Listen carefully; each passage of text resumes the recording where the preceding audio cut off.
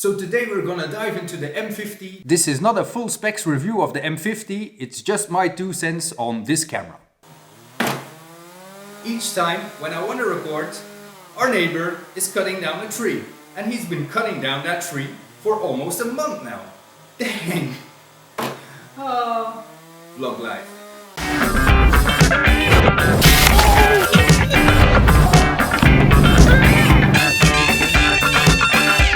Hi there everyone, Vinie Vizzle here, and today I want to talk about my new camera, the M50. I recently added this to my toolbox. I used to be shooting all my vlogs on the 7D. That didn't seem to be too handy, so I really needed some additional features on my camera to make my life a lot more easier. I've been using the M50 for 2 months now, and I really want to share with you why I love this camera. If you don't want to miss any of these videos, be sure to hit that subscribe button down below. If you are making videos, you really want to focus on the creative process and you don't always want to be like fiddling into the settings and making sure that everything is set up. With the 7D, which I'm using now to record this video, I always have to set up things manually because sometimes, if you vlog, you have to do things really fast, and for that I really like this M50 because this machine really has a lot of functionality that helps us out while vlogging, while instantly taking that shot that you need. If you really want to make some more cinematic videos, in this machine you have all the functions and settings that you need. You just flip it into manual mode and off you go. One of the things that I really like is the flip out screen, because on my 7D, it's an old camera, I don't have it on there, and with that not being there, I could never know, is the lighting good, am I sharp, am I into focus, is it actually recording? Stuff like that, you just can't verify if you don't have that flip out screen. So this is really a very good addition. Now I can check if everything is safe and sound just by looking at that small flip out screen. Super.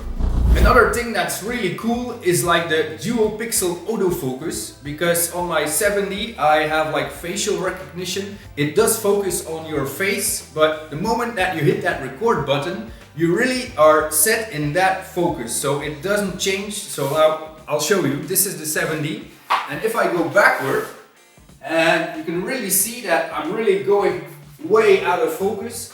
When I get closer, I stay in focus. That's because this machine doesn't autofocus while it's recording. And with the M50, you can go anywhere you want. So as you can see, now I'm very close to the lens and I'm sharp and the background is a bit flu. Now I'm gonna go backward, and as you can see, I still stay in focus. You can just walk around and the auto tracking makes sure that you always stay very sharp and crisp. Focus is just awesome. It just gets the job done so well. If you come close, you get sharp. If you go further away, you stay sharp. That's good. It takes away a lot of the worry that you have when making movies. You have an audio jack in this camera, which makes you control those audio settings a lot better. Sometimes you're very close to the camera, sometimes you're more away, sometimes there's environment noise like the neighbor here who's cutting his tree that you really don't want to record, and for that you need an external microphone. And you have the option in this little camera. Audio is sometimes even more important than the video. One of the things that I was really looking for in a camera was the option to shoot slow-mo. And the M50 shoots at 120 frames per second, which is awesome, but you do have to give in to some factors because you don't have any audio recording. That's a first. Also, the image stabilization is not available while you're recording 120 frames per second. The dual focus is also a no-go, and it only shoots 120 frames per second in 720p, which is not a problem for me. I have blown up the image to 180p and used it in my full HD sequences, and I didn't really notice the difference on the YouTube videos. If you would shoot it for a cinema or a big size screen, then you would definitely notice the difference. But most people these days watch videos on their phone or on smaller devices, and the 720p is still very much acceptable for this 120 frames per second frame rate. So you give in on some areas, but I really like the 120 frames to shoot that cinematic B-roll stuff. And yeah, it's just a good option to have in your camera. What I also very much like in this camera is just the size, the compactness of this whole package. With the lenses, the M-mount lenses, they are really small, the body is very small, so you can really take it anywhere. As an action video maker, I really want to be able to stuff my cameras in one bag so that I don't have to carry like loads of bags to go into nature or to go and do some sports. Big cameras really limit you in that aspect, and with this camera you just shove it in your backpack and just make sure it's safe and you're good to go.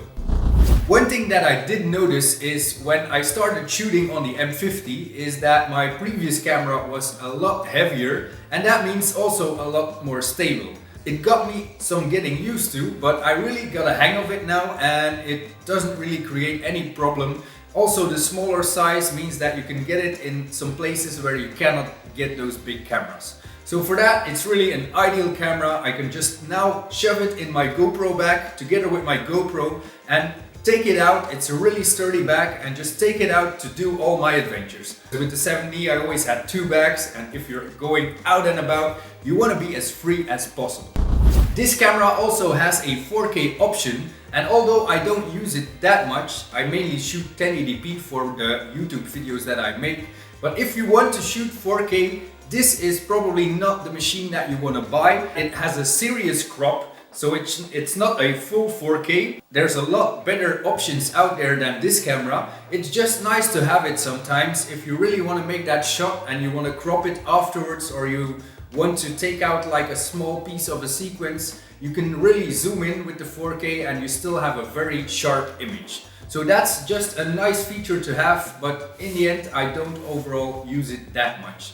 You do have the 4K time lapses, which is really awesome because you can take a time lapse and then afterwards in your edit you can apply like a zoom in or zoom out effect, which really adds on to the experience of the time lapse shots. So for that, the 4K is just perfect. I bought this camera as a kit, so the kit lens came along with it. It's the 14 to 45mm kit lens, and it does the job. If you put it on a Joby tripod or something that extends your arm, you can get nice and wide shots. It does the trick.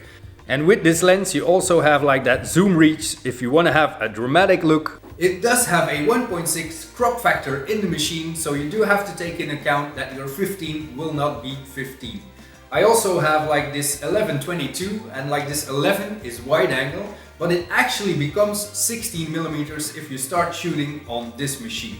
So it's not a problem. The 11-22 is wide enough to really have a nice impression of what's going on around you. And like with the 11-22, you also get to zoom to 22mm. Although these two lenses don't allow that much light, I did take a Canon 22mm prime lens, which is ideal for those B-roll shots. It has an f-stop of f.2, which is really nice because you get that really blurry background. If you like shoot in a studio or if you want to make that B-roll stuff, you really get a good use of this 22mm prime lens. I would advise everyone to buy this if you take this camera. It's not that expensive, but it does a really good job at studio and B-roll shooting.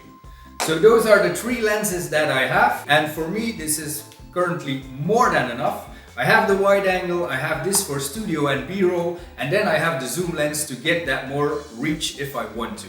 So for me, perfect setup, nice and small, it fits into my GoPro bag, so I only have to take one bag when I go out shooting, which is perfect because if you do some active stuff, you don't want to have a whole trunk of material dragging along. So really cool to have this, and I really like shooting on it. If you are also interested in buying some of this gear, I will link all the stuff down below that you can easily find whatever you are looking for. Just have a look in the description if you are interested in getting some of this stuff. So in my personal humble opinion, this really is a very good vlogging machine. If you want to start out for about 470 euros, you already have the body. For 600 euros, you have the kit lens also attached to it to start vlogging or to start create visibility for your company. Want to see some more videos? I will add them in the screen here. Now take that camera and make more vids.